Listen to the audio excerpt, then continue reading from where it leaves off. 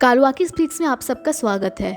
आज नवरात्रि का दूसरा दिन है, यानी माँ ब्रह्मचारिणी की पूजा अर्चना का दिन। माँ का यह रूप भक्तों को मनचाहे वरदान का आशीर्वाद देता है। माँ के नाम का पहला अक्षर होता है ब्रह्मा, जिसका मतलब होता है तपस्या, और चारिणी मतलब होता है आचरण करना। मान्यता है कि इनकी पूजा से मनुष्य में तप, त्याग, वैराग्य, सदाचार, संयम की वृद्धि होती है। पूर्व जन्म में इस देवी ने हिमालय के घरपुत्री रूप में जन्म लिया था और नारद जी के उपदेश से भगवान शंकर को पति रूप में प्राप्त करने के लिए घोर तपस्या की थी। इस कठिन तपस्या के कारण इन्हें तपस्यारिणी अर्थात ब्रह्मचारिणी नाम से जाना गया। 1000 वर्ष तक इन्होंने केवल फल फूल खाकर बिताए और 100 वर्षों तक केवल जमीन पर रहकर शाक का निर्वाह किया।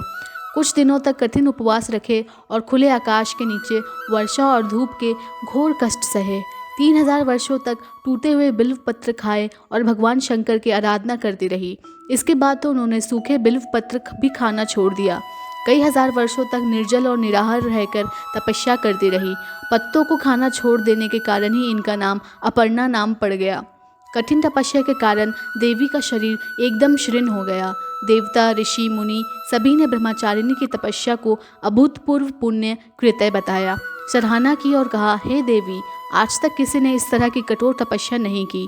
यह आपसे ही संभव थी। आपकी मनोकामना परिपूर्ण होगी और भगवान शंकर तुम्हें पति के रूप में प्राप्त होंगे। अब तपस्या छोड़कर घर लौट जाओ। जल्दी ही आपके पिता आपको लेने आ रहे हैं।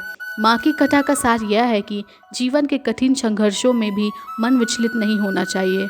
माँ ब्रह्मचारिणी देवी की कृपा से सर्व सिद्धि प्राप्त होती है।